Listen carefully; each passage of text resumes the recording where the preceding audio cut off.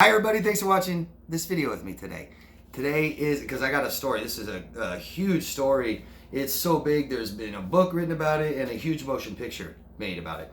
And I've picked this story for today on purpose because today is World Narcissistic Abuse Awareness Day, June 1st. Something that I always try to bring up every year. And you know, all of you say, right? All of you, I think, I've heard from so many people, hundreds, thousands, that they don't understand. Nobody else gets it. We're worried that the court systems and police officers and therapists don't know about this stuff, right? Which isn't entirely true, but wouldn't it be better to tell your stories for people to understand you and people to not just kind of blame you and being in a bad relationship and both of you were toxic, things like this, like a lot of people want to do with the Johnny and Amber case, right? They're both toxic. They both abuse each other.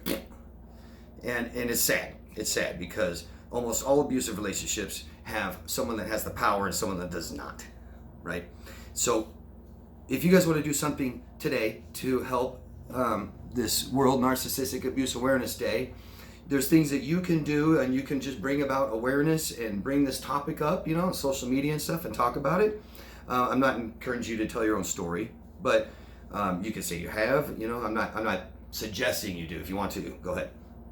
But you can still support this and post it and stuff like this without telling your story. You don't have to. Or if you don't know what to do, you can support somebody else that does something, like the YouTube channels here in the community. Okay? So I picked a good story, I think, about a total narcissist. This guy's diagnosed narcissistic personality disorder. He even admits it. Says, yep, I've studied it. I understand. I am. So this is about Christian Michael Longo. Very high profile case because it's just gotten so big and it is just so sad. It's just one of the saddest cases I've ever heard. Matter of fact, when I was watching it for the first time, I was getting anxious, and I don't get anxious anymore. And I think I was feeling how he felt during this time. I mean, it was just crazy story. So let me get into it, and I'm not going to go into every single detail. I'm not going to try to take a long time to tell this story. I'm telling this story. As I tell it, I'm going to point out some things to you guys, okay? Things of like why I think Christians like this, what he was doing, what a narcissist, what they're thinking when they do these kinds of things, stuff like this. Just pointing behaviors out and stuff. If you want to go watch the story first, I'll put a link down below in the description box to some video that goes over the story. And then I'll tell you about the movie. I'll put a link. Well, I'm not going to put a link to the movie, but I'll let you know at the end of the video, and I'll put it down below in the description box, the name of the movie, the book, and things like this. So let me get into it, okay?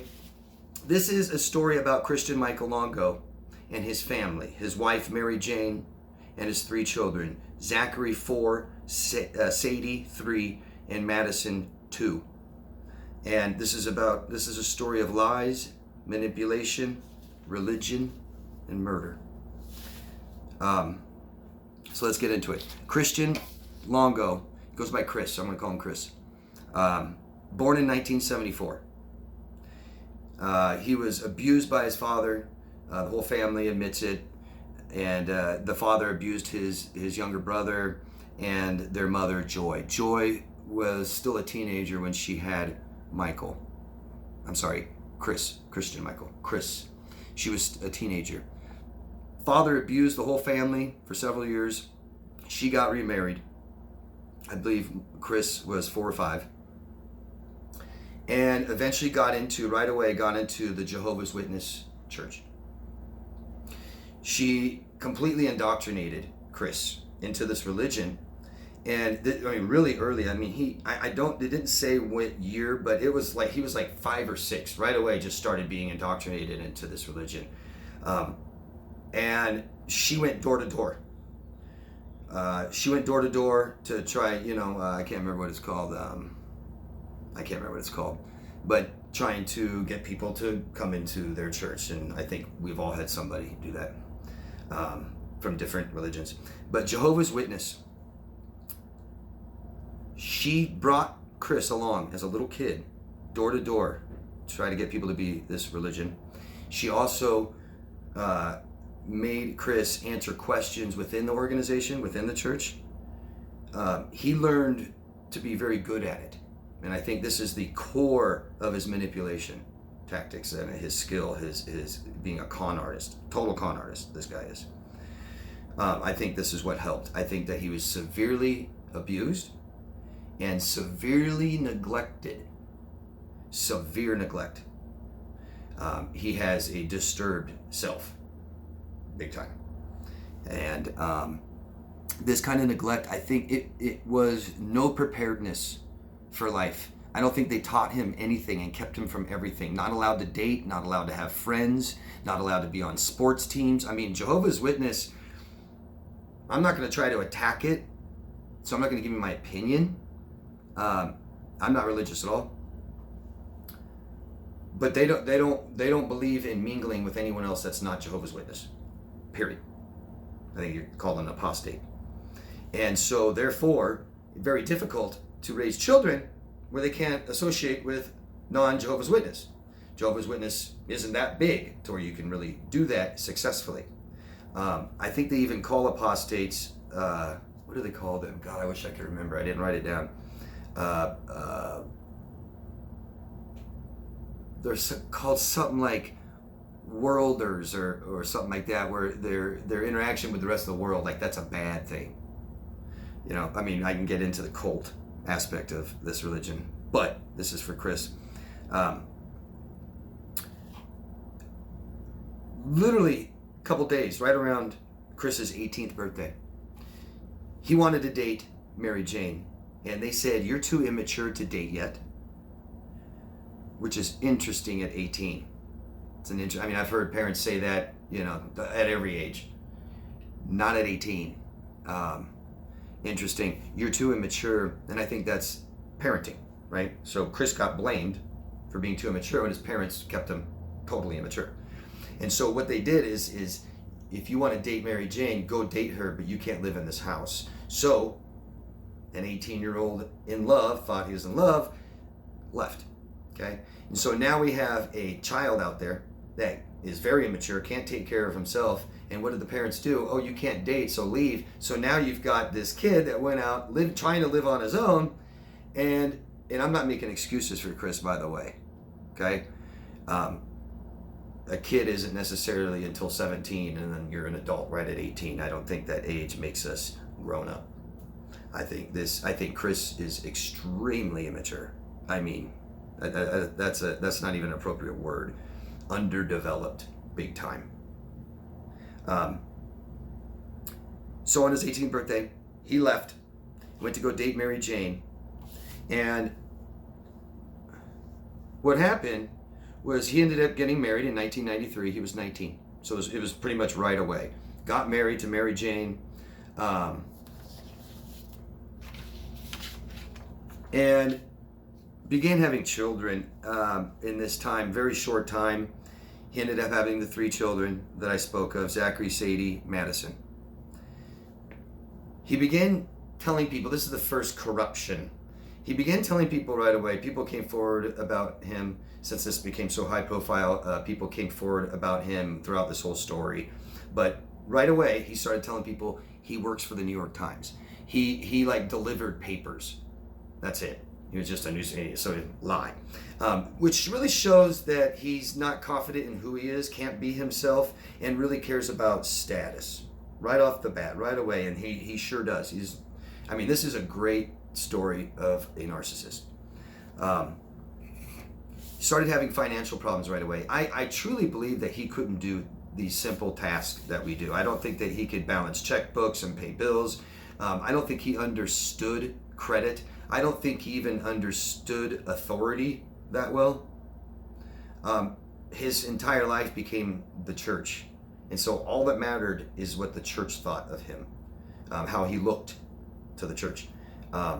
His wife, Mary Jane, I also want to add that she was extremely devoted to the church as well, okay, throughout the entire story. So massive financial problems, spending, maxing out credit cards, but amongst this, he was, vacationing and buying toys and boats, and throughout this whole thing, even when it got really bad, still buying like little wave runners and scuba equipment. Just really going to show more of his personality disorder. Right away, stole money from his first job, $100 and something, got caught, got convicted, slap on the wrist. They didn't do much. So it was a misdemeanor embezzlement charge. He couldn't hold a job very well. Got a few different jobs in just these few years' time. And eventually began his own company. It was a construction cleaning company where he's cleaning up construction sites. And what happened was eventually he stole a minivan for his wife. Lied to her, say, "Oh, I'll get you a minivan," you know. And it's just amazing, dude. He made a fake ID on his computer and took it to a dealership, let them take a Xerox copy of this fake ID with his photo, and took the car and never returned it, a minivan. He got personalized plates in, now this was in Michigan, where he's living now. The story started in Des Moines, Iowa. Now they're in Michigan. And it's the balls this guy had. And this is one of the only time amongst all of this that he didn't use his own real name. Amazing. So he took the van, got personalized plates, because he knew that when police check the plates, they won't come up to the car. So he got personalized plates for another car and put it on that car, and when the police checks it, it just comes up to registered to Chris. He began writing fake checks to cover for his work. He couldn't pay his employees, and he was the contractors that were giving him the work. He was making fake checks from these contractors and cashing them to pay his employees, but it was only not to look bad. He didn't want his employees to think he couldn't do this. He didn't want his parents to see him fail, and he didn't want to look bad to his family. Justification is what he does. He justifies all of this, and I'll tell you later. It's always okay. Really cares about appearance and status. Very impulsive. Cannot plan for the future at all. Cannot understand that what I do today, there's repercussions tomorrow. He even has a quote at one point where he said, "All I cared about is I fixed it for today." Self-sabotage, immediate gratification. No respect to law or authority. So during this time, he also had an extramarital affair. So when you look on this story from the outside, before you even know that he kills his family,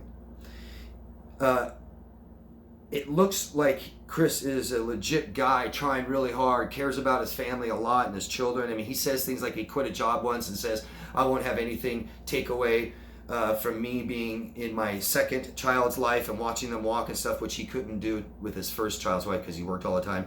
But I mean, he doesn't really care.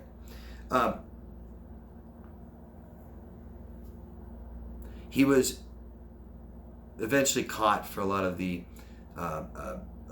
problems he had with writing back checks, stealing stuff, the conviction at work, and he was eventually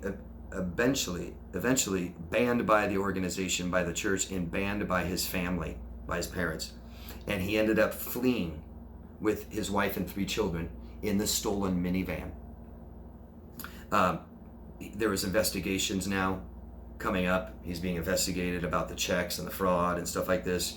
And then he was also being sued by employees, stuff like this, for fake checks. So he took off. The whole family took off and eventually made their way over to the West Coast of the United States. Big question a lot of people have in this story: was Mary Jane aware? What was Mary Jane aware of? What did he tell her? You know, because it came to the point while they're fleeing that they even like slept in tents on the side of the road sometimes.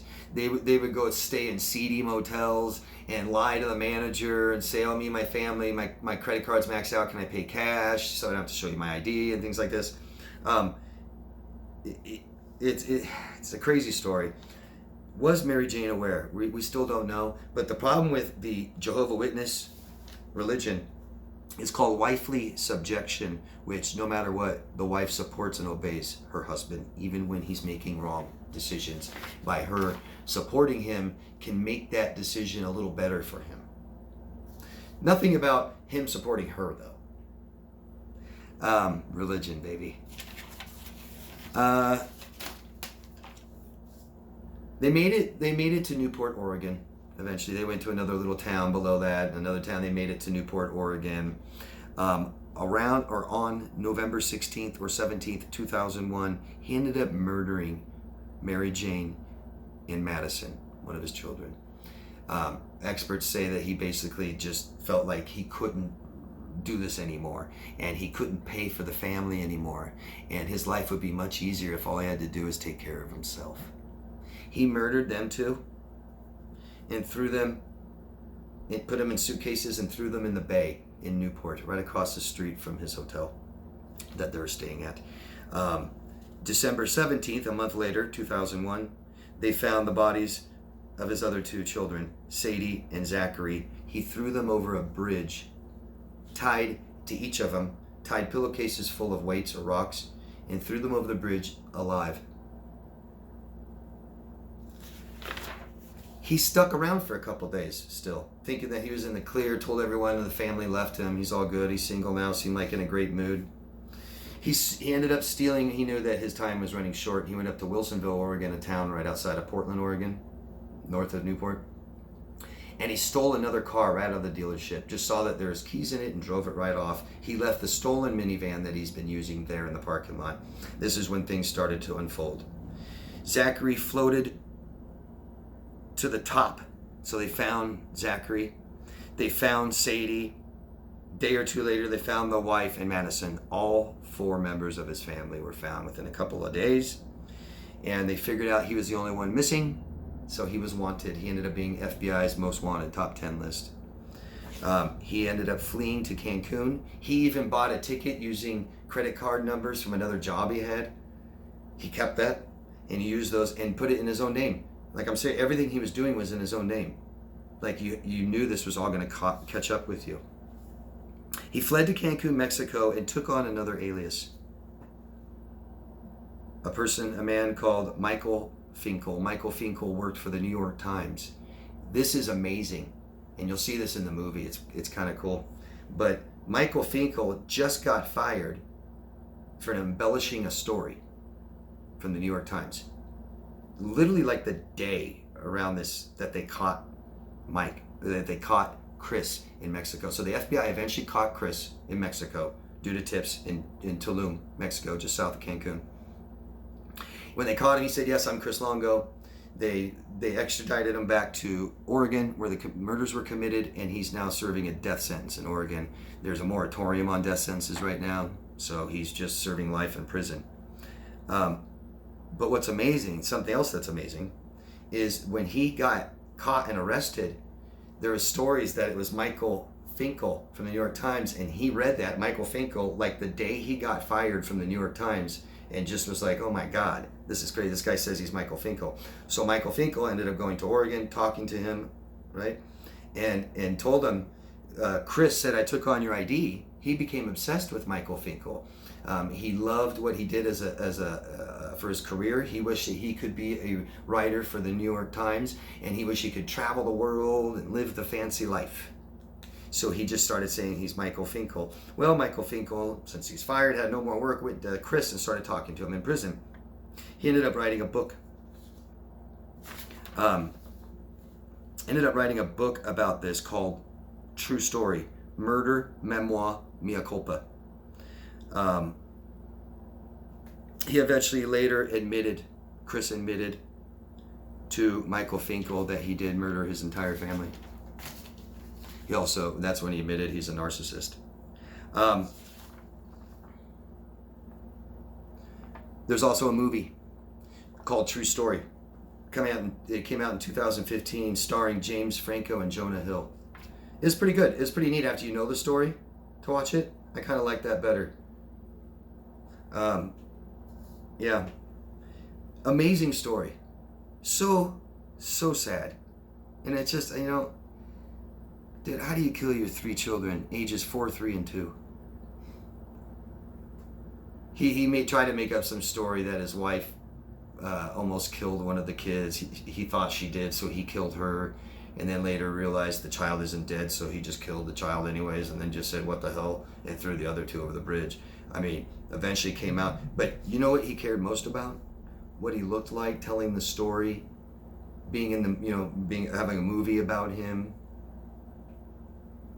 He loved fame, and he wanted to be famous, and he loved money, and he loved toys more than his family that he made himself. Very, very sad.